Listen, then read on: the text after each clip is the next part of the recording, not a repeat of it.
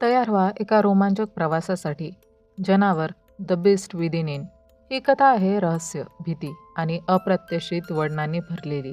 या सिरीजमध्ये गावात घडणाऱ्या विचित्र घटनांचा आणि मानवी स्वभावाच्या अंधाराकडे वळणाऱ्या गोष्टींचा शोध घेतला जातो.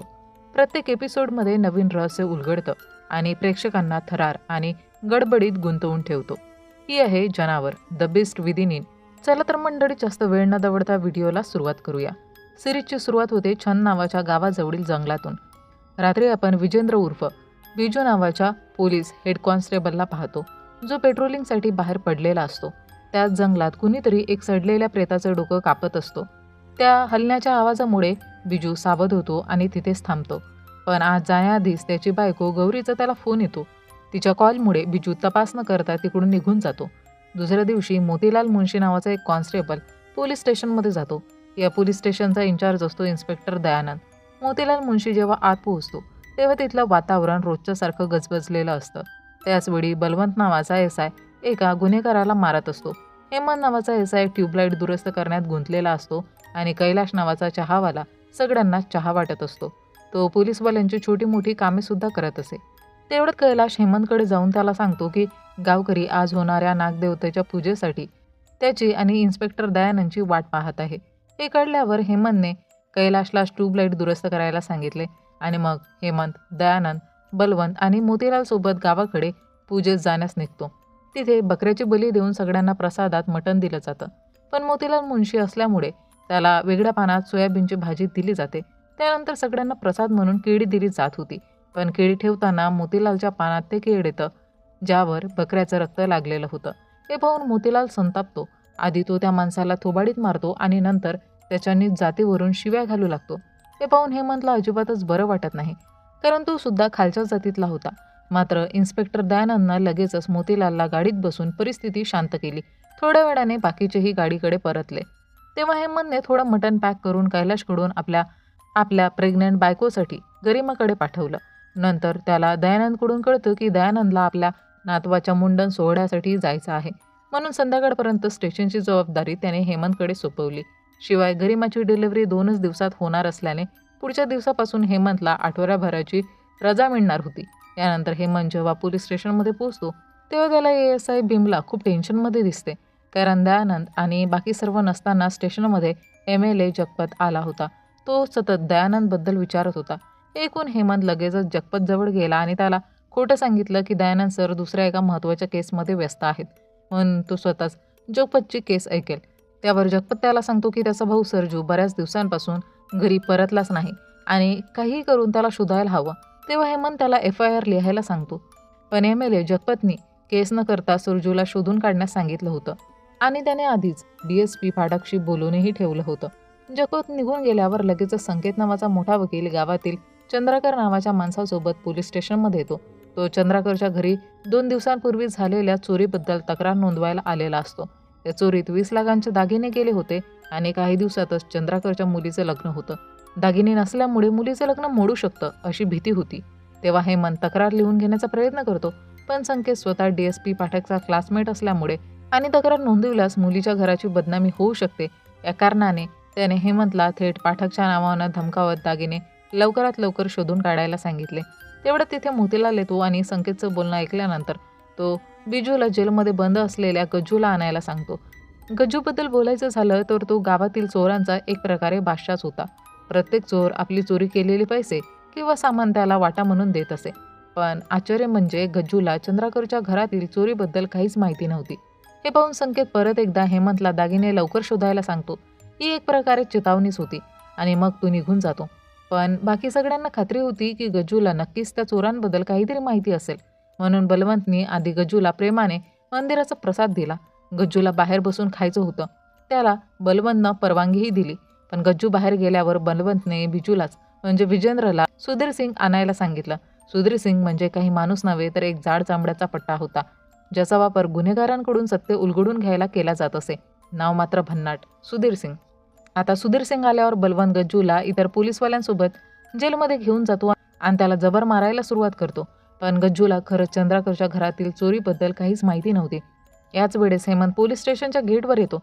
तेव्हा कैलास त्याला सांगतो की त्याने गरिमाजींना जेवायला दिलं होतं, पण गरिमा जेवण हेमंतसोबतच करायला इच्छुक आहे. हे ऐकताच हेमंत लगेचच आपल्या घरी पोहोचतो. तिथे गरिमा आणि त्याच्यात थोडी थट्टामस्करी होते आणि ती त्याला सांगते की तिला पहिला मुलगा हवा आहे, पण हेमंतला मात्र मुलगी हवी असते. थोड्या वेळाने गरिमा त्याला स्वतः अंघोळ घालायला सांगते. त्यावर हेमंत तिला गरम पाण्याने अंघोळ घालायला घेऊन जातो. दोघेही प्रेमळ बोलत असतानाच हेमंतला एक अनोळखी नंबरवरून फोन येतो. दुसऱ्या बाजूने कुणीतरी त्याला लवकरात लवकर गावाच्या सीमेजवळच्या जंगलात येण्यास सांगतं. मग हेमंत लगेचच बलवंतसोबत तिथे पोहोचतो. तिथे जाऊन जेव्हा तो त्या नंबरवर परत कॉल करण्याचा प्रयत्न करतो, तो आणि बलवंत सीमारेषेच्या बोर्डाजवळच्या जंगलात आत जातात. तिथे त्यांना जोरदार दुर्गंध येऊ लागते. हेमंतचं लक्ष दूर काहीतरी पडलेल्या वस्तूकडे जातं आणि तो धावत तिकडे जातो. तिथंच त्याला ती सडलेलं प्रेत दिसते, ज्याचं डोकं मागच्या रात्री कुणीतरी कापत होतं. म्हणजे अगदी सुरुवातीला दाखवलेला तो सीन, ज्याकडे बिजूनं आपल्या बायकोच्या फोनमुळे दुर्लक्ष केलं होतं. त्या प्रेताची एवढी भीषण अवस्था पाहून बलवंतला उलट्या होऊ लागतात. हेमंत लगेचच इथे इतर सहकाऱ्यांना बोलावतो, पण त्याआधीच मोतीलालने ही बातमी पाठकपर्यंत पोहोचवली होती आणि पाठक लवकरच तिथे येणार होता. पाठक आल्यावर तो सगळ्यात आधी हेमंतवर दयानंदच्या गैरहजेरीबद्दल संतापतो आणि मोतीलालच्या फोनवरून दयानंदला फटकारून लगेचच तिथे बोलवतो. आता सर्वांनाच असं वाटू लागलं होतं की हे प्रेत सरजूचं आहे, पण फक्त खात्री करायची होती की खरंच ते सरजूचं आहे की नाही. जर खरंच हे प्रेत सरजूचं असतं तर जगपत म्हणजे MLA प्रचंड संतापला असता आणि मीडियाने देखील या घटनेला प्रचंड उचलून धरलं असतं, कारण ही हत्या खूपच भयानक पद्धतीने करण्यात आली होती. त्यामुळे पाठकने तिथल्या फोटोग्राफरला कोणालाही या घटनेचे फोटो न देण्याचा आदेश दिला. त्याने हेमंतला या केसचा इन्चार्ज बनवलं आणि तिकडून निघून गेला. याचा अर्थ असा झाला की हेमंतची आठवडाभराची रजा आता रद्द झाली होती. हे समजतात हेमंत प्रचंड टेन्शनमध्ये येतो, कारण गरिमाची डिलिव्हरी कधीही होऊ शकत होती. यानंतर हेमंत मोतीलालला त्या प्रेताजवळ थांबायला सांगतो आणि स्वतः पाठकला गाडीकडे सोडायला जातो. पण घाबरल्यामुळे मोतीलाल त्याच्या मागेच निघतो. त्याला वाटत होतं की प्रेताचं आता कुणी काय करणार, पण हेमंत त्याला रागवतो आणि परत प्रेताजवळ नेतो. पण धक्कादायक गोष्ट म्हणजे तोपर्यंत कुणीतरी त्या प्रेताचं डोकं कापून घेऊन गेलेलं असतं. मागच्या रात्री ते काम अर्धवट राहिलं होतं. डोकं कापलं गेलं होतं, पण ते नेलं नव्हतं. आता मात्र ते काम कुणीतरी पूर्ण केलं होतं. हे पाहून हेमंत आणि बाकीच्यांचे धाबे दणाणले. त्यांना कळेना की त्यांच्या डोळ्यासमोरच हे काम नेमकं कुणी करून दाखवलं. आणि यासोबतच पहिला एपिसोड संपतो. दुसरा एपिसोड सुरू होतो तो हेमंतपासून. तो या घटनेबद्दल विचार करत असतो. तेवढ्यात त्याला जवळपास काही गावकरी आपापलं सामान घेऊन जाताना दिसतात. हेमंत लगेचच आपल्या साथीदारांसोबत त्यांच्या जवळ जातो आणि सामान तपासू लागतो. पण कुणाकडेही त्या प्रेताचं डोकं सापडत नाही आणि इथून कथा भूतकाळात जाते, जिथे सरजू आपल्या बायको सुधाकडे आला होता. सुधा तिच्या स्वतःच्या भाऊ धर्मेंद्र चौबे याच्या घरी राहत होती, कारण तिचं सरजूशी भांडण झालं होतं. आता धर्मेंद्र चौबे याला मालिकेत कुठलंही नाव दिलेलं नाही. सगळे त्याला मामाजी म्हणून हाक मारतात, म्हणून इथे आपण त्याला धर्मेंद्रच बोलूया. आता जरी जगपत हा MLA होता, तरी त्याची जात धर्मेंद्रच्या जातीपेक्षा खालची होती. म्हणून सरजूनं सुधासोबत घरातून पळून जाऊन लग्न केलं होतं. त्यामुळे धर्मेंद्र सरजू आणि त्याच्या आईची चेष्टा करतो. हे पाहून सरजू रागाच्या भरात जवळच पडलेली कुऱ्हाड उचलतो आणि धर्मेंद्रला मारून टाकतो. दरम्यान आताच्या काळात लास्टचं डोकं गायब झाल्याने हेमंत आणि बाकी सगळे खूपच त्रस्त झाले होते. कारण जर या गोष्टीची बातमी जर चुकून मीडियापर्यंत पोहोचली असती तर मोठा गोंधळ उडाला असता. म्हणजेच ही बाब पोलिसांच्या निष्काळजीपणात मोजली गेली असती. म्हणून हेमंत मोतीलालला त्याच्या बेजबाबदारपणाबद्दल जोरात सुनावतो. त्यानंतर संध्याकाळपर्यंत दयानंद तिथे पोहोचतो. त्यालाही लवकरात लवकर लास्टचं डोकं सापडावं अशीच इच्छा होती, कारण त्यावेळचा ड्युटी इन्चार्ज हेमंत होता. जर त्याने हे केलं नाही तर त्याची नोकरी जाणं ठरलेलं होतं. आता मोतीलालनंही या लास्टच्या डोक्याच्या गायब होण्याबद्दल पाठकला कळवलेलं असतं. त्यामुळे पाठक दयानंदला फोन करून लवकरात लवकर डोकं शोधण्याचा आदेश देतो. जर त्यांनी हे केलं नाही तर नक्कीच सगळ्यांच्या नोकऱ्या गेल्या असता. हे ऐकून दयानंद अजूनच घाबरतो आणि खूपच रागवतो.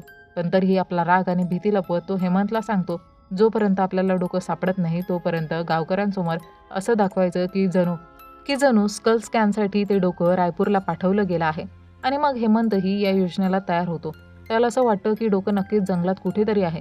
म्हणून तो रात्रीच्या वेळेस संपूर्ण पोलीस फोर्स आणि काही गावकऱ्यांना घेऊन जंगलात डोकं शोधायला लागतो. तिथे अचानक त्याला एक माणूस जंगलाच्या आत धावताना दिसतो. हे पाहून हेमंत आणि बाकी सगळेजण त्याचा पाठलाग करतात. शेवटी हेमंत त्याला कसंबसं करून पकडतो. तो म्हणजे गावातलाच एक माणूस शंभू असतो. शंभूच्या म्हणण्यानुसार तो फक्त शिकार करायला तिथे आला होता, पण पोलिसांना पाहून घाबरला आणि तिकडून पळू लागला. पण दयानंद आणि बाकी सगळ्यांना असं वाटतं की शंभूला त्या डोक्याबद्दल नक्कीच काहीतरी माहिती आहे. त्यामुळे ते त्याला मारहाण करून डोक्याबद्दल विचारू लागतात. त्याचवेळी हेमंतकडे फोन येतो आणि त्याला कळतं की गरिमाला लेबर पेन सुरू झाला आहे आणि तिला हॉस्पिटलमध्ये दाखल केलं गेलं आहे.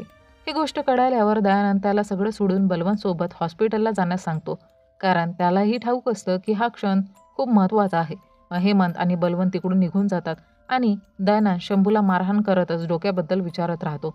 दरम्यान हॉस्पिटलमध्ये पोहोचल्यावर हेमंतला गरिमाचे आईवडील भेटतात. तिथे हेमंतची आई त्याला खूप सुनावते, कारण हेमंत खालच्या जातीचा असल्याने त्याने गरिमाला पळून नेलं होतं. त्यावेळी त्याने सगळ्यांसमोर वचन दिलं होतं की तो गरिमाची पूर्ण काळजी घेईल. या गोष्टी हेमंतला खूप वाईट वाटतात, पण तो काहीच बोलत नाही आणि बाजूला उभा राहून गरिमाच्या डिलिव्हरीची वाट पाहत राहतो. त्याला आठवतं की पूजेच्या वेळेस मुंशी एका खालच्या जातीच्या माणसाला मारत होता आणि त्यावेळी त्याला खूप वाईट वाटलं होतं.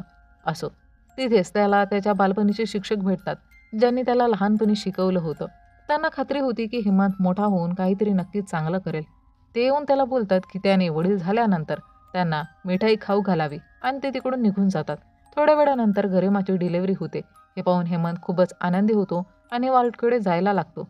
पण हेमंत तिथे पोहोचण्याआधीच त्याचे सासू सासरे आत गेले होते, जेणेकरून हेमंतच्या आधी ते बाळाला हातात घेऊ शकतील.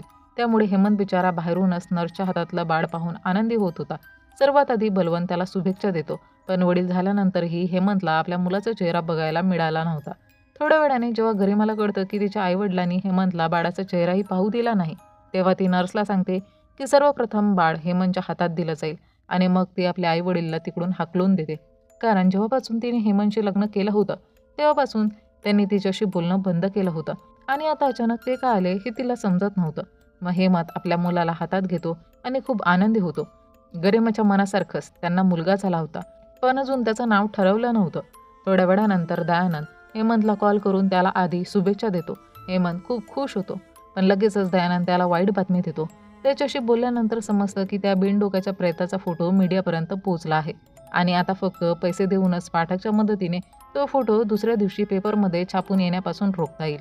त्यामुळे दयानंद हेमंतला लगेचच पैसे जमवायला सांगतो. त्याचवेळी बलवंत हेमंतच्या अकाउंटमध्ये सगळे पैसे काढून हॉस्पिटलची फी भरण्यासाठी निघालेला असतो. पण हेमंत केसच्या गंभीरतेमुळे त्याचा हात पकडतो आणि ते सारे पैसे स्वतःकडे घेतो आणि त्या वेळेपर्यंत गरिमाच्या वडिलांनी हॉस्पिटलचं बिल भरलेलं असतं. पण हेमंत ते पैसे पाठककडे देतो, पण तरीसुद्धा पाठक त्याला खूप सुनावतो. तो सांगतो की तो इतक्या पैशात फक्त 1 आठवडा मीडियाला शांत ठेवू शकतो. म्हणजेच इथेही काहीतरी विचित्र घडत होतं. त्यामुळे हेमंतला कसंही करून एका आठवड्यात ते डोकं शोधणं भाग होतं. दुसऱ्या दिवशी हेमंत स्टेशनवर पोहोचतो, तेव्हा तो तिथे एक विचित्र दृश्य पाहतो. मोतीलाल हा कैलासकडून पायांची मालिश करून घेत असतो. त्यावेळी कैलास जेव्हा त्याचे पाय जोराने ओढतो, तेव्हा मोतीलाल त्याला लाथ मारतो. हे बघून हेमंतला खूप वाईट वाटतं आणि तो मोतीलालला छापतो. मग तो कैलासला सगळ्यांसाठी मिठाई आणायला सांगतो. इथे जर बघितलं तर जातीपातीचा मुद्दा खूप मोठा आहे. बलवंत हेमंतकडे येतो आणि सांगतो की त्यांनी काल रात्री शंभूला खूप मारलं, पण त्याचं तरीही म्हणणं आहे की त्याला त्या डोकाबद्दल किंवा त्या प्रेताबद्दल काहीच माहिती नाही. तो फक्त जंगलात शिकार करायला गेला होता. दरम्यान फॉरेन्सिक विभागानेही आता प्रेताचं स्कॅन केलं होतं. त्यामुळे हेमंत डॉक्टरशी बोलतो आणि त्याला कळतं की त्या व्यक्तीच्या शरीरावर कुठल्याही प्रकारच्या जबरदस्तीचे किंवा विष देऊन मारल्याचे चिन्ह नव्हते. पण हो, त्याचं डोकं गायब असल्यामुळे काही ठामपणे सांगता येत नव्हतं. कदाचित त्याच्या डोक्यावरच वार झालेला असेल. अशीच अगदी सेम केस जवळच्या एका गावात सुद्धा समोर आली होती, पण डोकं गायब असल्यामुळे प्रोटोकॉलनुसार ती केस पुढे गेलीच नव्हती. दरम्यान तिथे जगपत म्हणजेच MLA त्या प्रेताची ओळख पटवण्यासाठी आला होता. त्याने येताच थेट त्या प्रेताचा उजवा हात दाखवायला सांगितलं आणि ते पाहताच MLAने लगेचच सांगितलं की हे प्रेत सरजूचं नाही, कारण खरं तर सरजूच्या उजव्या हाताचा मधलं बोट आधीच कापलं गेलं होतं. पण या प्रेताच्या उजव्या हाताची बोटं साबूत होती. याचा अर्थ स्पष्ट होता की हे प्रेत दुसऱ्या कोणाचं तरी आहे. आता हेमंतला शोधायचं होतं की हे प्रेत नेमकं आहे तरी कोणाचं. हे ऐकताच त्याचा पूर्णपणे गोंधळ उडाला. म्हणजे इथे डोकं गायब होतं आणि हे प्रेतही सरजूचं नव्हतं. आणि जर हे सरजूचं नाही तर मग कोणाचं आहे? आणि सगळ्यात मोठा प्रश्न आहे, सरजू कुठे आहे? त्याचवेळी त्या दागिन्यांचे केसही अजून पेंडिंग होती, ज्यामुळे हेमंतचं डोकंच फिरून गेलं होतं आणि इथेच दुसरा एपिसोड संपतो. आता तिसऱ्या एपिसोडमध्ये दाखवलं जातं की हेमंत आपल्या साथीदारांसोबत परत जात असतो. जेव्हा मोतीलाल त्याला त्या केसबद्दल सांगतो, जो काही काळापूर्वीच जवळच्या गावात घडली होती. त्या केस दरम्यान पकडलेला आरोपी केस बंद झाल्यामुळे सोडून दिला गेला होता आणि सध्या तो देवडा नावाच्या गावात होता. मग हेमंत लगेचच त्या गावात जाण्याचा निर्णय घेतो, जिथे सध्या गावकरी आपली कुलदेवता नागदेवाची पूजा करण्यासाठी जमलेले असतात. तिथे हेमंतला कैलाशही भेटतो, जो आपल्या मुलीला घेऊन आला असतो आणि आश्चर्य म्हणजे त्याने आपल्या मुलीचं नावही गरिमा ठेवलं होतं. मग हेमंत तिच्याशी खूप प्रेमाने बोलतो. तेव्हा कैलाश त्याला विचारतो की तो हेमंतची कसली मदत करू शकतो. पण हेमंत त्याला गरिमासोबत वेळ घालवायला सांगतो आणि मोतीलालकडे जाऊन त्याला त्या माणसाबद्दल सांगतो, जो अगदी त्यांच्यासमोरच उभा होता. आता त्यांना गावात सुरू असलेली पूजा बिघडवता येणार नव्हती. त्यामुळे त्या माणसाला गपचूप पकडणं गरजेचं होतं. तेव्हाच नागदेवता गावातील महंताचा मुलगा रघुरामच्या शरीरात प्रवेश करतात. रघुराम दरवर्षी पिंपळाच्या झाडाखाली आणि मंदिरामागे काढून ठेवलेलं चांदीचं धन खोदून काढत असे आणि यावेळीही तो तेच करत होता. याच गोंधळाचा फायदा घेऊन हेमंत त्या माणसाकडे जायला निघतो. पण याआधीच रघुराम त्याचा हात पकडतो आणि सांगतो की त्याला जे हवंय ते त्याला मिळणारच. हेमंतला ही गोष्ट काहीच नीट कळत नाही. तेवढ्यातच बिमलाचा फोन येतो. ती तर बाजारात भाजीपाला घ्यायला गेली होती. पण हेमंत केसमध्ये व्यस्त आहे हे माहिती असल्याने ती गरिमाला बघायला त्याच्या घरी येते. तिथे गरिमाची तब्येत खूपच बिघडलेली असते आणि डोळ्याला झालेल्या इन्फेक्शनमुळे तिला हॉस्पिटलला नेणं अत्यावश्यक होतं. हे ऐकून हेमंत पूर्णपणे अस्वस्थ होतो. त्याला काहीच सुचत नाही की त्याने गरिमाकडे धाव घ्यावी की त्या माणसाला पकडावं. पण त्याआधीच रघुराम जमिनीतून बाहेर आलेला एक मृतदेहाचा हात दाखवतो. हे पाहून सगळ्यांचे डोळे विस्फारतात. त्या हाताचं उजव्या हातातील मधलं बोट गायब होतं. म्हणजेच तो मृतदेह सरजूचाच होता. हे पाहताच हेमंत आणि त्याच्या टीमचे धक्क्याने होश उडतात. यानंतर हेमंत थेट हॉस्पिटलमध्ये जातो, जिथे बिमला आधीच गरिमा आणि तिच्या मुलाला घेऊन पोहोचलेले असते. तिथे हेमंत आल्यावर बिमला त्याला समजावते की गरिमासाठी हेमंत सर्वात महत्त्वाचा आहे आणि त्याने तिला अधिक वेळ द्यायला हवा. पण बिमलाला हेही चांगलंच ठाऊक असतं की हेमंत गरिमावर खूप प्रेम करतो. पण जर त्याने केसकडे दुर्लक्ष केलं तर त्याची नोकरीही जाईल. म्हणून ती हेमंतला सांगते की ती काही काळ त्याच्या घरी काम बघेल, गरिमा आणि तिच्या मुलाची काळजी घेईल. पण हेमंतला ही केस लवकरात लवकर निपटवावी लागणार होती. हेमंत यामुळे खूप आनंदी झाला, कारण बिमला खऱ्या अर्थाने त्याची काळजी एखाद्या बहिणीसारखी घेत होती. यानंतर तो गरिमाला भेटतो. सुरुवातीला गरिमा थोडासा राग दाखवण्याचं नाटक करत होती, पण ती हेमंतच्या ड्युटीच्या अडचणी समजून घेत होती आणि त्यामुळे तीही हेमंतला लवकरात लवकर केस निपटवण्यासाठी सहमती देते. दुसऱ्या दिवशी हेमंतला कळतं की सरजूने धर्मेंद्रशी झालेल्या भांडणात त्याचं डोकं फोडलं होतं, ज्याची माहिती आपल्याला दुसऱ्या एपिसोडमध्ये दिली गेली होती. हेमंत त्याच्या घरी जाऊन जाणून घेण्याचा प्रयत्न करतो की धर्मेंद्रने सरजूला मारलं का. सुरुवातीला धर्मेंद्र हेमंतशी नीच जाती असल्यामुळे नीट बोलत नाही. त्याचवेळी सुधा येते आणि धर्मेंद्राने त्याच्या मुलावर सरजूच्या हत्यारा असल्याचा आरोप करते. ती कपडे धुण्याच्या टोपल्याने धर्मेंद्रच्या डोक्यावर हल्ला करणार असते, पण हेमंत तिचा हात पकडतो. त्यामुळे सुधा हेमंतला ओरडायला लागते, कारण नीच जातीतला असूनही हेमंतने तिला स्पर्श केला होता. पण सुधाने सरजूशी लग्न केलं होतं आणि सरजू ही नीच जातीतील होता. त्यामुळे परिस्थिती अधिकच गोंधळलेली होती. अचानकच धर्मेंद्रचा मुलगा सुधाला मारतो, ज्यामुळे रागावलेला बलवंत धर्मेंद्रच्या मुलाला जोरदार मारतो. धर्मेंद्रचे काही साथीदार हेमंत आणि त्यांच्या लोकांवर हल्ला करणार असतात, पण हेमंत आपली बंदूक काढून धर्मेंद्र आणि त्याच्या मुलाला अरेस्ट करतो आणि बलवंतला सुधाचे स्टेटमेंट घेण्यास सांगतो. यानंतर स्टेशनवर बलवंत धर्मेंद्र आणि त्याच्या मुलाला मारत सरजूबाबत चौकशी करत राहतो. त्यानंतर सुधार सिंगला बोलवलं जातं. मोतीलाल येऊन हेमंतला धर्मेंद्रला मारू नको असं सांगतो, कारण तो धर्मेंद्रला आधीच ओळखत असतो. पण हेमंत रागात असल्यामुळे मोतीलाललाही ताडतो. बलवंत सुधार सिंगचा उपयोग धर्मेंद्रवर करण्यास सुरुवात करतो. तरीही त्यांचा असा दावा असतो की या लोकांनी सरजूला मारलं नाही आणि जर मारायचं असतं तर त्याने त्यावेळीच केलं असतं जेव्हा सरजूने सुधासोबत पळ काढला होता. त्याचवेळी बलवंत धर्मेंद्रला मारणार असतो, पण त्याआधीच धर्मेंद्र पॅन्ट ओली करतो, ज्याला पाहून बलवंत आणि इतर सर्व बाहेर निघून जातात आणि बलवंत बाहेर असलेल्या कैलाशला धर्मेंद्रची स्वच्छता करण्यास सांगतो. यानंतर हेमंत बिमलाजवळ जाऊन त्याला सरजूचे कॉल रेकॉर्ड्स मिळवण्यासाठी सांगतो. त्याचवेळी दयानंदही येतो, जो त्याच्या मुलाच्या हालचाल विचारतो आणि चंद्राकरच्या केसबाबत चौकशी करतो. दुसऱ्या बाजूने वकील संकेत देखील दागिने शोधण्यासाठी त्याला त्रास देत होता. त्यामुळे हेमंत आपल्या टीमसोबत चंद्राकरच्या घरी जाऊन चौकशी करण्यास सुरुवात करतो. तिथे चंद्राकरची अपाईच पत्नी उपासना आणि त्याची मुलगी सावित्रीही उपस्थित होत्या. उपासनाच्या म्हणण्यानुसार त्यांच्या घरातून सुमारे 25 लाखांच्या दागिन्यांची चोरी झाली होती आणि हेमंतने ते लवकर न शोधल्यास संकेतला सांगून त्याची वर्दी उतरवल्या जाणार होती. ही गोष्ट ऐकून हेमंत रागवतो, कारण त्याने खूप मेहनत करून ही वर्दी मिळवली होती आणि नीच जातीतून बाहेर पडून इतकं मोठं काम केलं होतं. गावात उच्चनीचपणा मोठ्या प्रमाणावर होती, त्यामुळे हेमंतने आदर मिळवण्यासाठी ही नोकरी घेतली होती. त्याचबरोबर हेमंत रागवतो, कारण आजकाल कोणीही येऊन त्याची वर्दी उतरवण्याची धमकी देत होता. रस्त्यात बिमलाला वाटतं की कदाचित देवला गावात हेमंतची मदत नागदेवतांनी केली असेल आणि सरजूची लाश तिथे पोहोचवली असेल. परंतु हेमंतच्या मते त्यांना नंतर कळेल की खरोखर हे काम नागदेवतांनी केलं की महंताच्या मुलाने रघुरामने. स्टेशनवर पोहोचल्यानंतर हेमंतला खूप मोठी गर्दी दिसते, कारण शंभूला त्या जंगलात पकडल्यापासून त्याला पोलिसांकडून खूप मारलं जात होतं आणि त्याला सोडलंही जात नव्हतं. त्यामुळे त्याला सोडवण्यासाठी गावकऱ्यांनी स्टेशनच्या बाहेर घोषणाबाजी केली होती. तेव्हा हेमंत त्यांना तिकडून निघून जाण्यास सांगतो आणि तो थोड्या वेळात शंभूला सोडणार होता, कारण कदाचित खरंच त्याला त्या हरवलेल्या डोक्याबद्दल काहीच माहिती नव्हती. परंतु त्याच वेळी मागून मोतीलाल घाबरून येतो आणि सांगतो की मागच्या दिवशीच्या मारामुळे कदाचित शंभूचा मृत्यू झाला असावा. हे ऐकून हेमंत अजूनच चिंतेत पडतो, पण तो काही प्रकारे सर्व गावकऱ्यांना तिकडून पाठवतो आणि विजेंद्र व बलवंतसोबत लगेचच रघुरामकडे जातो.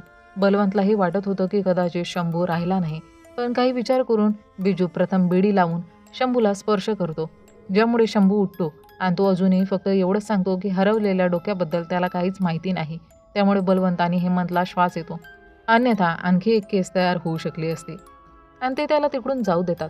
यानंतर हेमंत चौकशीसाठी महंत आणि त्याच्या मुलाला रघुरामला बोलावतो. तिथे हेमंत त्यांच्याकडून जाणून घेण्याचा प्रयत्न करतो की खरंच त्या दिवशी लाश नागदेवतांनी बाहेर काढली होती की रघुरामने नागदेवतांचं नाव घेऊन स्वतःच्या कोणत्या तरी पापाचा झाक झाकण्यासाठी प्रयत्न केला होता. यानंतर रघुराम हेमंत आणि इतर सर्वांवर ओरडायला लागतो, कारण त्याच्यानुसार हे सगळं नागदेवतांनी केलं होतं आणि त्यांच्या कुलदेवताला कुणी अपमानित करणं हे त्याला बिलकुलच आवडत नव्हतं. त्याबरोबरच त्याने हेमंतला हे देखील सांगितलं की वर्दी घालून माणसाची जात बदलली जात नाही. हे ऐकून हेमंत खूपच संतापतो. त्याचवेळी बलवंत देखील रघुरामला मारण्याच्या तयारीत होता, पण हेमंताला थांबवतो. त्याचा सेल्फ कंट्रोल खूप चांगला होता. रघुराम त्यानंतर सरजू आणि गावातील स्त्रियांशी संबंधित गोष्टी सांगायला लागतो आणि मग तिकडून निघून जातो. पण त्याच्या तिकडून जाण्यानंतर हेमंतला आपल्या नीच जात असल्यामुळे खूप वाईट वाटत होतं, त्याला खेद वाटत होता. आणि याबरोबरच तिसरा एपिसोड इथेच संपतो. चौथ्या एपिसोडची सुरुवात हेमंतपासून होते, जो जातीवादीच्या गोष्टींमुळे खूप जास्त त्रस्त झाला होता. या त्रासामुळे तो नागदेवताच्या मंदिराजवळ जाऊन रघुरामच्या बोलण्याचा विचार करू लागतो. तिथून परत येताना त्याला वाटेत कैलाश भेटतो, ज्याची सायकल पंक्चर झाल्यामुळे तो ती ओढत नेत होता. तेव्हा हेमंत त्याला पोलीस स्टेशनपर्यंत सोबत येण्यासाठी सांगतो, पण कैलाशने नम्रपणे नकार दिला, कारण त्याला आधी सायकल दुरुस्त करून घ्यायची होती आणि मगच तो स्टेशनवर जाणार होता. यानंतर जेव्हा हेमंत पोलीस स्टेशनला पोहोचतो तेव्हा त्याला कळतं की पाठक आता दयानंदलाही त्रास देऊ लागला होता, कारण त्याला सरजूचे केस लवकरात लवकर बंद करायचे होते. मग दयानंद स्वतः धर्मेंद्र आणि त्याच्या मुलाकडे जाऊन चौकशी करण्याचा निर्णय घेतो, कारण आतापर्यंत मिळालेल्या पुराव्यानुसार तेच लोक सरजूला संपवू शकत होते आणि त्यांच्याकडे मोटिव्हही होता. मात्र पोलिसांकडे ठोस पुरावा नव्हता. जेव्हा दयानंद धर्मेंद्र आणि त्याच्या मुलाला भेटतो तेव्हा ते घाबरत घाबरत सरजूला मारल्याचा नाकारतात, पण शेवटी ते सांगतात की त्यांनीच आधी कुऱ्हाडीने सरजूला मारलं आणि मग धर्मेंद्रने गळा दाबला. हे ऐकून हेमंतला लगेचच समजतं की हे खोटं आहे, कारण सरजूचा मृत्यू ना कुऱ्हाडीने झाला होता ना गळा दाबून. त्यावर धर्मेंद्र कबूल करतो की कैलाश आणि मोतीलालने त्याला सल्ला दिला की पोलिसांसमोर गुन्हा मान्य करून घ्या आणि नंतर कोर्टात माघार घ्या, कारण पोलिसांसमोर दिलेलं स्टेटमेंट कोर्टात कधीही वैध धरलं जात नाही. हे ऐकून हेमंत रागवतो, पण त्याला हेही माहिती असतं की एवढा मार खाऊन कुणीही खोटं बोलेल. त्यामुळे तो धर्मेंद्र आणि त्याच्या मुलाला सोडतो, पण गावाबाहेर जाण्यास मनाई करतो. त्यानंतर तो थेट मोतीलालकडे जाऊन त्याला सुनावतो, कारण त्याने टीमला सपोर्ट करण्याऐवजी गुन्हेगाराला सल्ला दिला होता, जे कायद्याच्या विरोधात होतं. तो त्याला चेतावणी देतो की पुन्हा असं झालं तर त्याला सस्पेंड केला जाईल. इतक्यात तिथे कैलाशही येतो आणि बलवंत त्याला मारायला लागतो. कैलाशला मात्र हे समजत नाही की त्याला का मारलं जात आहे. दरम्यान मोतीलालचा मेंदू हेमंतच्या बोलण्याने एवढा खराब होतो की जेव्हा एक माणूस आपल्या बॉस विरुद्ध SC/ST केस करण्यासाठी येतो तेव्हा मोतीलाल उलट त्यालाच घाबरून ओरडून हाकलून लावतो. बलवंतने कैलाशला का मारलं, कारण त्यानेच धर्मेंद्राने त्याच्या मुलाला सल्ला दिला होता, त्यामुळे बलवंतने त्याला मारलं होतं. आता यावेळी दुसऱ्या ठाण्यातील SI अधिकारी जगदीश साहू हेमंतला भेटायला येतो, कारण हेमंतला जी धडावीना लाश सापडली होती ती जगदीशच्या मते त्यांच्या गावातील शिवाची असू शकते, जो बऱ्याच दिवसांपासून गायब झाला होता. शिवाचा एका मुलीशी संबंध होता, जी सध्या स्वतःही गायब आहे. मात्र जगदीशला शिवाबद्दल काही ठोस माहिती मिळत नाही आणि शिवाची लाश आहे की नाही हे खात्रीशीर सांगता येत नव्हतं, पण लाशची कदकाठी अगदी शिवासारखीच होती. हेमंत मात्र या अनेक प्रकरणामुळे फारच त्रस्त होतो आणि त्याला अजिबातच कळत नाही की लाशचं डोकं नेमकं कुठे गेलं असेल. हे ऐकल्यावर त्याच्या साथी त्याला टेन्शन घेऊ नको असे सांगतात आणि गरिमासोबत तसंच आपल्या मुलासोबत वेळ घालवायला सांगतात. हेमंतही यावर मान्य करतो आणि घरी गेल्यावर सर्वात आधी गरिमा त्याच्यासमोर बिमलाची खूप प्रशंसा करते, कारण ती खरंच गरिमा आणि बेबीची खूप चांगल्या प्रकारे काळजी घेत होती. गरिमाशी हेमंत थोडं बोलतो, तोच त्याला एक फोन येतो आणि कळतं की लवकरच चंद्रकरच्या घराजवळ चोरी होणार आहे. ही माहिती कैलाशला कुठून तरी मिळाली होती. हे समजताच हेमंत लगेचच तयार होऊन तिथे पोहोचतो. थोड्याच वेळात 2 चोर खरंच चंद्रकरच्या घराजवळ चोरीसाठी येतात, पण वेळेत हेमंत आणि बलवंत त्यांना पकडतात. इतक्यात तिथे कैलाश आपल्या मुलगी गरिमासोबत येतो. हे पाहून हेमंत सकाळी बलवंतने त्याला मारलं होतं त्याबद्दल माफी मागतो आणि गरिमाला पैसे देण्याचा प्रयत्न करतो. पण गरिमा पैसे घेण्यास नकार देते आणि म्हणते की तिचे पप्पा तिच्या सगळ्या इच्छा पूर्ण करतात. आणि त्याचवेळी कैलाशही सांगतो की त्याने धर्मेंद्रला काहीच सांगितलं नव्हतं. पण कळत नाही की त्याने कैलाशला का फसवलं. पुढच्या दिवशी विमलाला एका कॉलवरून कळतं की दुसऱ्या गावातून गायब झालेल्या शिवाच्या फोनमध्ये एका बल्लू नावाच्या माणसाने आपली सिम टाकली होती. हे समजताच ते लगेचच बल्लूचे कॉल रेकॉर्ड्स काढतात. त्यातून कळतं की बल्लूने 3 लोकांना कॉल केले होते आणि त्यातला पंडी नावाच्या माणसाचे लोकेशन आणि शिवाची शेवटची लोकेशन एकच होती. हे ऐकल्यावर हेमंत थेट बलवंतसोबत पंडीकडे जातो, जो खरं तर भाजी विकणारा माणूस होता. बलवंत त्याला मारत बल्लूला कॉल करण्यास भाग पाडतो, जेणेकरून बल्लूलाही पकडता येईल. त्यावेळी बल्लू आपल्या घराजवळच होता. तिथे गेल्यावर हेमंतला दाराला कुलूप दिसतं. पण पुन्हा पंडीकडून कॉल करून घेतल्यावर कळतं की बल्लू शेजारच्या मित्राच्या घरी आहे. मग हेमंत लगेचच तिकडे जाऊन त्याला पकडतो. यानंतर बलवंत बल्लूला मारत शिवाबद्दल विचारतो. पण तेवढ्यात हेमंतला त्या घरात कैलासची मुलगी गरिमा दिसते आणि लगेचच कैलाशही येतो, कारण बल्लू खरं तर कैलासचाच मित्र होता. हे पाहून हेमंत बलवंतला बल्लूला गाडीत घेऊन जाण्यास सांगतो आणि गरिमाला आत बसायला सांगतो. तर स्वतः कैलाशशी बल्लूबद्दल बोलायला लागतो. ते बोलून बाहेर येतात तोच बल्लू सांगतो की कैलाशकडेही एक फोन आहे आणि त्यात त्याने बल्लूची सिम टाकली होती, कारण त्याला गरिमासाठी कार्टून डाउनलोड करून द्यायचे होते. हे ऐकून हेमंत हादरतो आणि त्याला कळत नाही की शिवाचा मोबाईल कैलाशकडे कसा काय आला. सुरुवातीला कैलाश नाकारतो की त्याच्याकडे असा फोन नाही, पण एवढी मोठी लीड ते सोडू शकत नव्हते, म्हणून ते कैलाशच्या घराची झडती घेतात. तिथे अलमारीच्या तिजोरीत त्यांना शिवाचा फोन सापडतो. हे पाहून कैलाश म्हणतो की कुणीतरी त्याला फसवण्याचा प्रयत्न करतो आहे. त्याच्याकडे असा फोन नव्हताच. आणि इथे 4था एपिसोड संपतो. 5व्या एपिसोडच्या सुरुवातीला बलवंत बल्लूला घेऊन खूप वाईट प्रकारे मारतो. कैलाशलाही त्यांनी बाहेर बसून ठेवलं होतं, जिथे हेमंत त्याच्यावर लक्ष ठेवून होता, कारण कैलाशची बायको नव्हती आणि तो एकटाच गरिमाची काळजी घेत होता. एवढंच नाही तर कैलाशही खूप घाबरलेला होता. रात्री बलवंत त्याच्यासाठी जेवण घेऊन येतो. हे पाहून कैलाशला समजतं की आता त्याला मार खावा लागणार आहे, म्हणून तो जेवण नाकारतो. पण बलवंत त्याला जेवण देतो आणि जेवण करण्याआधीच त्याला जेलमध्ये नेऊन मारहाण करतो आणि त्याच्याकडून फोनबद्दल विचारू लागतो. पण कैलाश सतत एकच गोष्ट सांगत होता की त्याला फोनबद्दल काहीही माहिती नाही. कैलाशला इतक्या वाईट प्रकारे मारताना पाहून विमला धावत येऊन हेमंत सरांकडे जाते, जेणेकरून हेमंत जाऊन बलवंतला थांबू शकेल, कारण खरं तर कैलाश एक खूपच सरळ आणि चांगला माणूस होता आणि विमलाच्या मते तो कधीही चुकीचं काम करू शकणार नव्हता. हे ऐकून हेमंत लगेचच आत जातो आणि बलवंतला कैलाशला मारल्यापासून थांबवतो. तो कैलाशला आधार देत बाहेर आणतो आणि त्याच्याशी प्रेमाने फोनबद्दल विचारतो. तेव्हा कैलाश त्याला सांगतो की खरं तर त्याने तो फोन एका दारुड्याकडून स्वस्तात विकत घेतला होता, कारण गरिमा खूप दिवसांपासून मोठा फोन म्हणजे स्मार्टफोन मागत होती, पण त्याच्याकडे नवा फोन घेण्यासाठी पैसे नव्हते. त्यामुळे त्याने त्या दारुड्याकडून फोन घेतला होता आणि त्याला दारूसाठी पैशांची खूप गरज होती. हे ऐकल्यावर हेमंत लगेचच कैलाश आणि आपल्या टीमला घेऊन त्या दारूच्या ठेक्यावर जातो, जिथे कैलाशने फोन घेतला होता. तिथे कैलाश त्या ठेक्याच्या मालकाला ओळखतो, कारण त्याच्याकडून त्याने फोन घेतला होता आणि त्याने दारू प्यायल्यानंतर तिथे भांडण केलं होतं आणि मालकाने त्याला मारून हाकलून लावलं होतं. पण त्याशिवाय त्याच्याबद्दल कुणालाही काही माहिती नव्हती आणि तिथे CCTV नव्हते, त्यामुळे हेमंत त्याचा चेहराही पाहू शकत नव्हता. म्हणून हेमंत बलवंतला मालकाचा स्टेटमेंट लिहून घेण्यास सांगतो आणि स्वतः कैलाशशी पुन्हा बोलतो. तेव्हा कैलाश त्याची माफी मागतो आणि म्हणतो त्याला जर माहिती असतं की तो फोन चोरीचा आहे तर त्याने कधीच तो विकत घेतला नसता.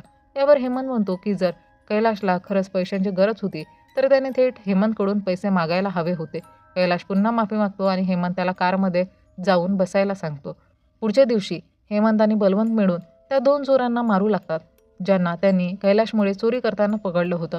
हेमंत आणि बलवंतला वाटत होतं की त्याच दोघांनी चंद्राकरच्या घरचं सोनं चोरलं होतं. हे शोधण्यासाठी हेमंत एका चोराची बोटाची हाडं मोडून टाकतो. पण एवढं करूनही त्याला फक्त इतकंच कळतं की ज्याने चंद्राकरच्या घरातून चोरी केली होती त्याबद्दल त्यांना काहीही माहिती नाही. पण हे नक्की कळतं की चोराने चोरीचं सोनं कुठं विकलं होतं. हे ऐकल्यानंतर हेमंत आणि बलवंत थेट त्या दुकानातल्या सोनारालाच पकडून आणतात. घाबरून तो मार खाण्याआधीच चोरीचं सगळं सोनं हेमंत आणि बलवंत समोर ठेवतो, पण तरीही बलवंत त्याला एका काठीने मारतोच. इतक्यात तिथे चंद्राकर आणि संकेतही येतात. संकेत पुन्हा दयानंदवर प्रेशर टाकायला लागतो आणि म्हणतो की तो चंद्राकर गरीब आणि खालच्या जातीचा असल्यामुळे त्याला मदत करत नाही. पण आतापर्यंत चंद्राकरची समस्या ऐकल्यानंतर त्याने त्याचं सोनं शोधून आणायला पाहिजे होतं.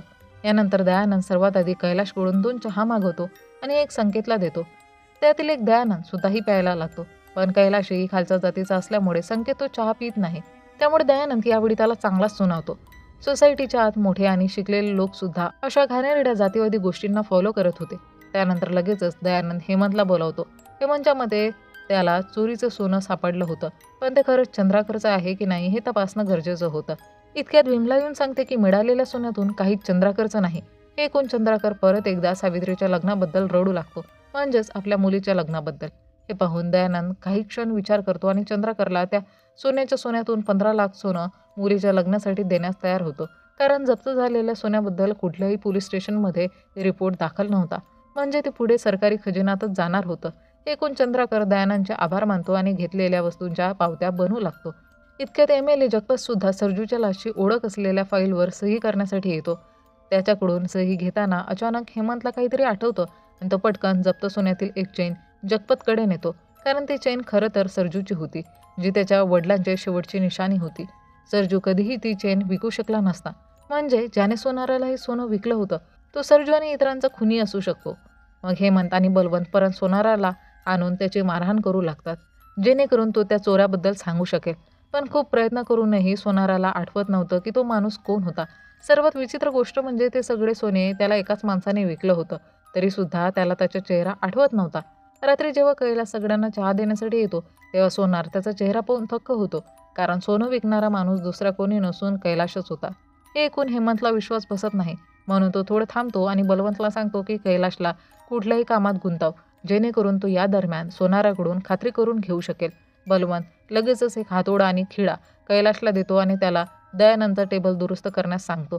कैलाश मान्य करतो आणि दरम्यान हेमंत सोनाराच्या कानाला धरून विचारतो की सरजूची चेन आणि सगळं सोनं खरंच कैलाशनेच विकलं होतं का. आधी सोनार टाळतो, पण नंतर खात्री देतो की हो, तो कैलाशचा. हे ऐकल्यावर हेमंतचा मेंदू सुन्न होतो. लगेचच बलवंत एक खुर्ची कैलाशवर फेकतो आणि मग हेमंतच्या साथीदार त्याला आत नेऊन मारहाण करतात. पण खूप मार खाल्ल्यानंतरही कैलाश तोंड उघडत नाही आणि खोटं बोलतो की त्याने फक्त चैनच सोनाराला विकली होती, दुसरं काहीच नाही. विचार करा, चोरीचा फोन त्याच्याकडे मिळाला, सोन्याची चैनही त्याने बेकायदेशीरपणे सोनाराला विकली आणि त्याबद्दल हेमंतला सांगितलं नाही. हेमंत त्याच्यासोबत सगळं शेअर करतो, पण कैलाश काहीही शेअर करत नव्हता. हे खूप मोठे कोडं होतं. यावर कैलाश नवी कहाणी सांगतो की त्याला ती चेन रस्त्याच्या कडेला मिळाली आणि त्याने ती विकली. तेव्हाच बाहेर बॅडमिंटन खेळताना हेमंतला आठवतं की कैलाशची बायको मंदा काही महिन्यांपूर्वी गायब झाली होती. त्याची कंप्लेंट लिहिण्यासाठी तो त्यावेळी पोलीस स्टेशनला आला होता आणि तेव्हापासूनच हेमंत त्याला आणि त्याच्या मुलीला ओळखतो. त्यामुळे दुसऱ्या दिवशी हेमंत विजूशी बोलताना मंदाबद्दल चौकशी करतो. विजू सांगतो की मंदा खूप सुंदर होती, इतकी की गावातील जवळजवळ सगळे पुरुष तिच्यावर मरत होते. पण याचा कैलाशने सरजूला मारण्याशी काही संबंध दिसत नव्हता. तुम्हाला आठवत असेल की रघुराम म्हणाला होता की सरजूचं गावातील बायकांसोबत संबंध होता. मग याचं काहीतरी कनेक्शन असू शकतं का. तेवढ्यात हेमंतची बायको गरिमा विमलाकडून हे ऐकते की सरजूच्या खुनाचा संशय आता कैलाशवर जात आहे. हे ऐकून तीही चकित होते, कारण कैलाश तसा माणूस नव्हता. आणि मोठी गोष्ट म्हणजे तो त्यांच्या घरीही अनेकदा आला होता. खूपच साधा आणि सिंपल दिसणारा माणूस. दुसरीकडे हेमंत मोतीलालसोबत एका दुसऱ्या टपरीवर चहा पिताना आठवतो की कैलाश आपल्या मुलीवर गरिमावर खूप प्रेम करतो आणि गरिमानेही सांगितलं होतं की तो तिची प्रत्येक इच्छा पूर्ण करतो. हे लक्षात आल्यावर हेमंत मुद्दाम लहान गरिमाला तिच्या आजीसोबत पोलीस स्टेशनमध्ये बोलून घेतो, कारण ती वडिलांना भेटू इच्छित होती. हे पाहून हेमंत दयानंदसोबत कैलाशकडे जातो, पण कैलाश त्यांना थांबवतो आणि म्हणतो की गरिमाला त्याच्याकडे आणू नका, कारण तो नाही इच्छित की त्याच्या मुलीने त्याला या अवस्थेत पाहावं. सुरुवातीला दयानंद आणि हेमंत यावर तयार होत नाही, त्यामुळे कैलाश शेवटी कबूल करतो की हो, त्याने सरजूचा खून केला होता. हे ऐकून हेमंतचा मेंदू जवळपास 1 मिनिट काम करणं थांबवतो, कारण कैलाससारखा साधा सरळ दिसणारा माणूस कुणाचा खून करून इतक्या नॉर्मलपणे कसा राहू शकतो की त्याच्यावर कुणाला संशय येणार नाही, ना पोलिसांना ना गावकऱ्यांना. आणि इथेच 5वा एपिसोड संपतो. 6व्या एपिसोडच्या सुरुवातीला गोष्ट पुन्हा भूतकाळात जाते. काही महिन्यांपूर्वी सरजू भाज्या देण्यासाठी कैलाशच्या घरी आला होता, कारण घर बदलताना कैलाशने त्याला खूप मदत केली होती. तेव्हा कैलाश त्याला चहा प्यायला आत बोलवतो. सरजू मान्य करतो, पण जसंच कैलाश मंदाला चहा करायला सांगतो, तेव्हा मंदा सांगते की घरात दूधच नाही. त्यामुळे कैलाश दूध आणायला बाहेर जातो. त्याच्या जाण्यानंतर मंदा सरजूला खोलीत बसायला सांगते आणि स्वतः स्वयंपाकघरात कामाला लागते. पण सरजूची नजर मंदावरून हटत नव्हती. तो दरवाजा बंद करून तिच्यासोबत जवळीक साधण्याचा प्रयत्न करतो आणि इथे लक्षात येतं की मंदालाही कुठेतरी हे हवं होतं. पण इतक्यात कैलाश परततो आणि हे पाहून कोसळून जातो. तो मंदाला सुनवतो आणि स्वतः रडायला लागतो, कारण सरजू विरुद्ध काही तो करू शकत नव्हता. सरजू बदनामीच्या भीतीने त्याची माफी मागतो, पण कैलाश त्याला चप्पल फेकून मारतो आणि सरजू तिकडून निघून जातो. नंतर जेव्हा मंदा गायब झाली, तेव्हा सरजू कैलाससोबत दारू प्यायला तलावाजवळ आला होता. तो आधी त्या घटनेबद्दल माफी मागतो, मग आपलं दुःख सांगतो. सुधाशी लग्न झाल्यापासून गावकऱ्यांनी त्याच्याशी बोलणं बंद केलं होतं. अगदी जगपत देखील त्याला साथ देत नव्हता. एवढं सांगून तो नशेत मंदाबद्दल पुन्हा गलिच्छ बोलू लागतो आणि कैलाशला सांगतो की मंदाला शोधून आण आणि एक रात्र त्याच्याकडे पाठव. हे ऐकून कैलाश आधी त्याला लाथ मारतो आणि नंतर जवळच्या दगडाने त्याचं डोकं फोडून त्याचा खून करतो. त्यानंतर त्याने त्याची चेन काढली आणि मग त्याचा मृतदेह तेवढा गावात पुरला. आताच्या काळात हे ऐकून दयानंद आणि हेमंत चकित होतात. दयानंद हे पाठकला सांगतो आणि हेमंत आपली बायको गरिमाला सांगतो. गरिमा हादरून जाते. तिला विश्वासच बसत नाही की कैलास असं काही करू शकतो. कैलासचे कॉल रेकॉर्ड तपासल्यावर हेमंतला कळतं की त्याला वारंवार एका नंबरवरून कॉल आले होते. त्या नंबरवरून हेमंत पोलीस स्टेशनमध्ये त्या व्यक्तीला बोलावतो आणि तो कुणी दुसरा नसून हेमंतचा शिक्षक निघतो, ज्याला तो हॉस्पिटलमध्ये भेटला होता. हे पाहून हेमंत गोंधळून जातो. शिक्षक घाबरत कबूल करतो की काही महिन्यापूर्वी त्याच्याकडून मोठी चूक झाली होती. खरं तर तो आणि युनिव्हर्सिटीचे स्टुडंट, टीचर सगळे मंदाच्या सौंदर्याचे दिवाने होते.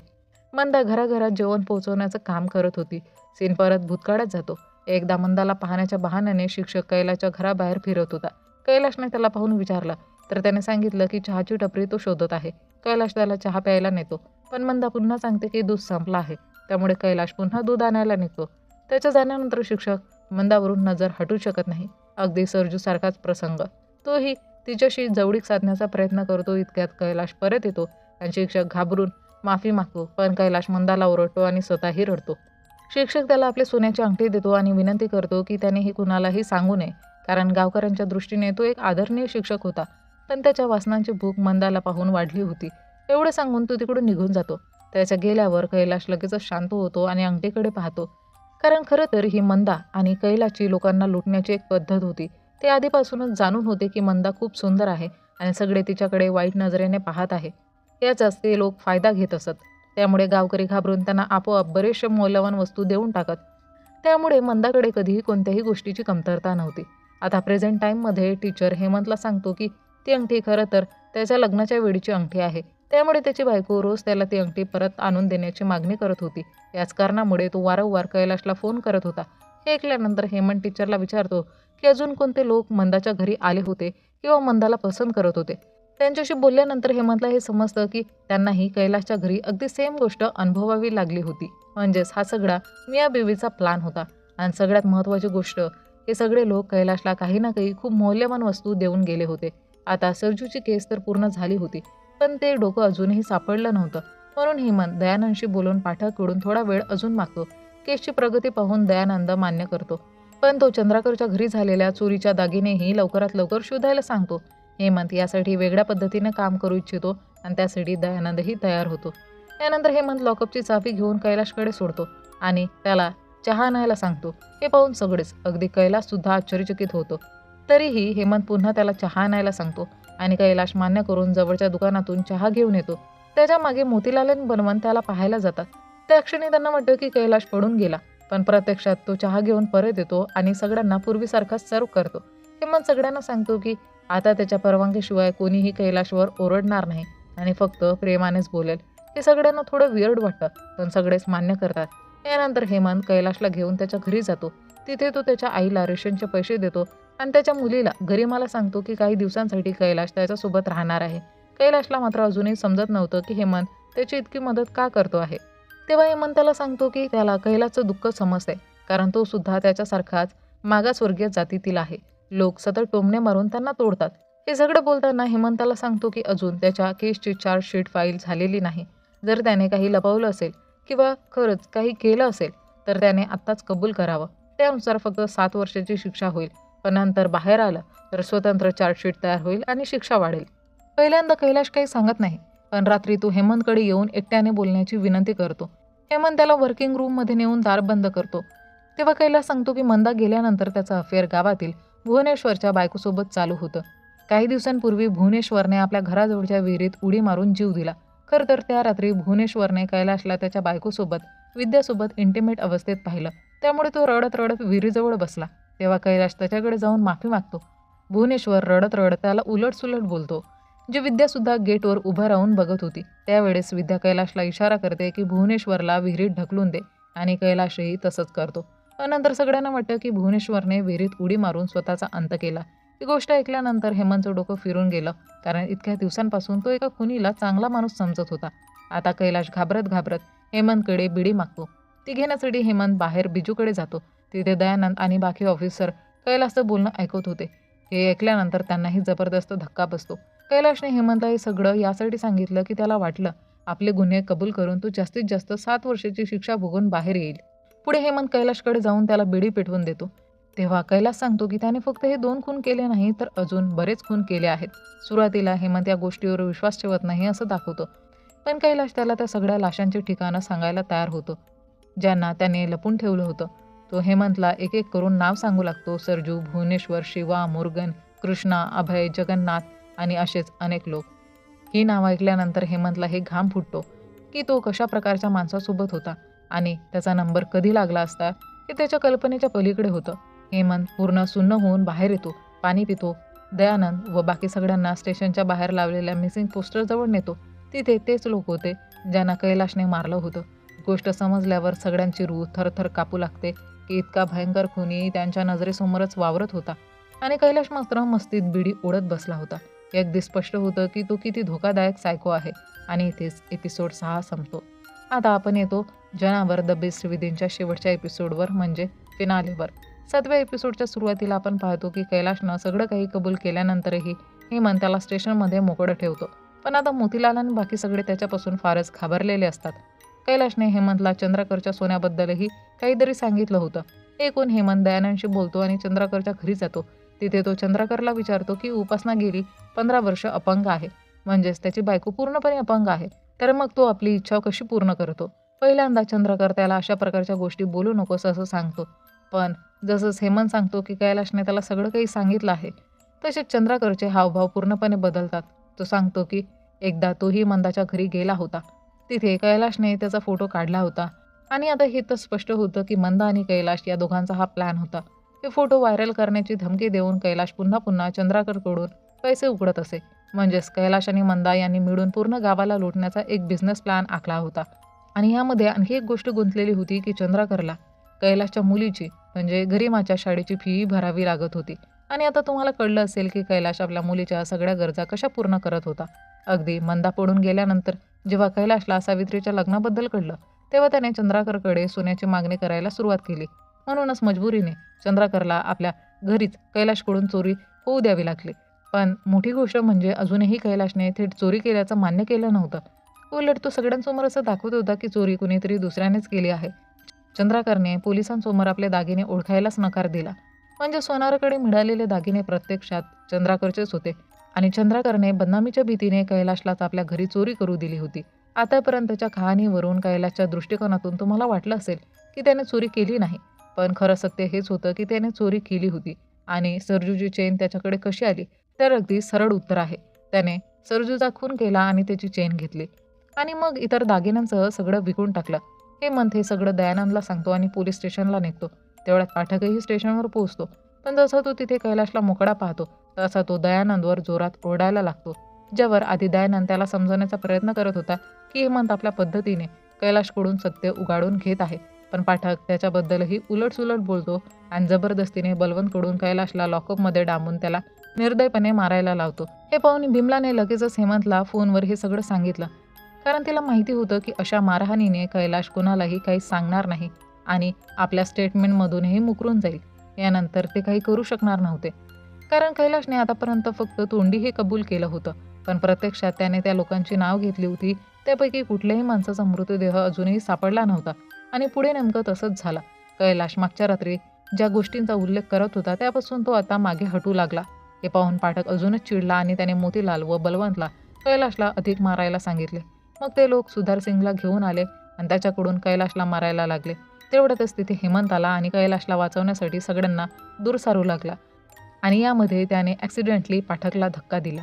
या गोष्टीने पाठक संतापला आणि त्याने हेमंतला लगेचच या केसमधून बाहेर काढलं. तो म्हणाला की आता तो हेमंतचा ट्रान्सफर अशा ठिकाणी करेल जिथे त्याला लोकांची तोंडही पाहायला मिळणार नाही.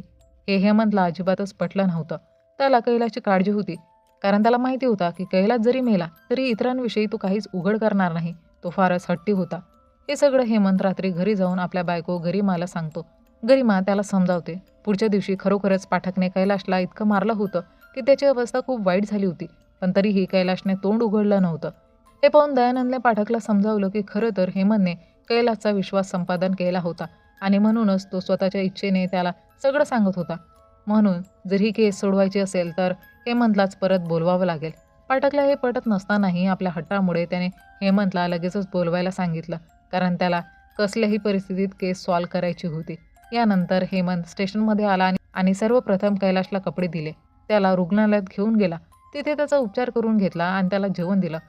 मग त्याची गरिमाशी भेट घडवून आणली, ज्यामुळे कैलाश खूपच आनंदी झाला. यानंतर कैलाश थेट हेमंतसोबत गावाजवळच्या जंगलात असलेल्या एका सुंदर धबधब्याजवळ गेला. तिथे त्याने हेमंतला विचारलं की तो एवढा चांगला का आहे.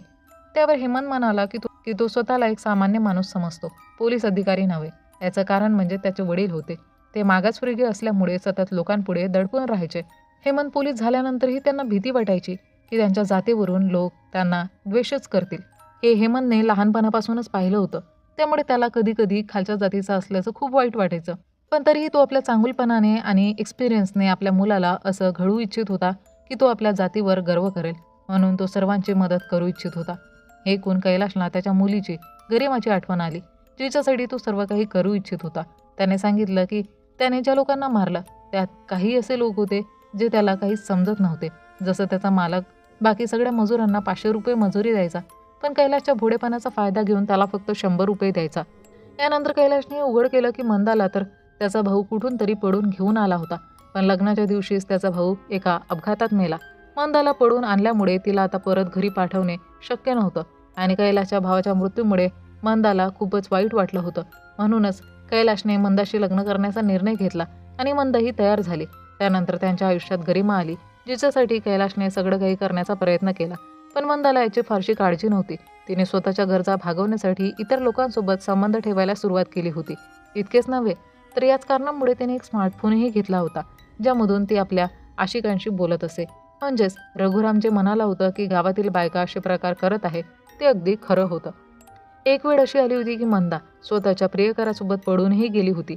मंदाच्या जाण्यानंतर पैशांची कमतरता असल्यामुळे कैलाशने मंदाने आधी केलेल्या शिकारांना लुटायला सुरुवात केली. जे लोक पैसे देण्यास नकार देत असत त्यांना तो ठार मारून जंगलात गाडून टाकायचा. हे सगळं सांगून कैलाश रडायला लागतो.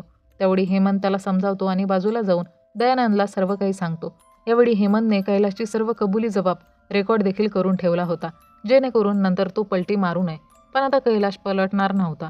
रस्त्यात एकदा तो टॉयलेटसाठी थांबतो. खूप वेळ लागत असल्यामुळे हेमंत त्याला घाई करायला सांगतो, पण प्रत्यक्षात कैलाशने मुद्दामच बाईक थांबवली होती, कारण आता तो हेमंतला गावकऱ्यांच्या सर्व लाशा दाखवू इच्छित होता. हे ऐकून हेमंत लगेचच बिजू, बलवंत आणि मोतीलालला बोलावतो. कैलाश त्यांना एका ठिकाणी खणायला सांगू लागला, पण खूप वेळ खणल्यानंतरही तिथे काहीच निघत नाही. त्यामुळे हेमंतला लक्षात येतं की कैलाश फक्त त्यांना त्रास देतो आहे. मग तो कैलाशला खरी जागा सांगायला भाग पडतो. तेव्हा कैलाश बिडी खाली टाकतो आणि ती जागा म्हणजेच त्याने पहिली लाश गाडली होती. ती लाश होती जगन्नाथची, कारण त्याने कैलाशला म्हटलं होतं की तू मला हात लावण्याच्या लायकीचा नाहीस. म्हणून त्याला ठार मारून कैलाशने त्याचे हात कापून नदीत फेकले होते. यानंतर कैलाश एक एक करून इतर सर्व लोकांच्या लाशा दाखवतो. या वेळेपर्यंत या सगळ्या सांगाड्यांमध्ये रूपांतरित झालेल्या होत्या. इतक्या लाशा काढताना बलवंत, मोतीलाल आणि बिजू सुद्धा थकून गेले होते. त्यानंतर हेमंत कैलाशला विचारतो की त्याने शिवाच्या लाशेचं डोकं कुठे टाकलं आहे.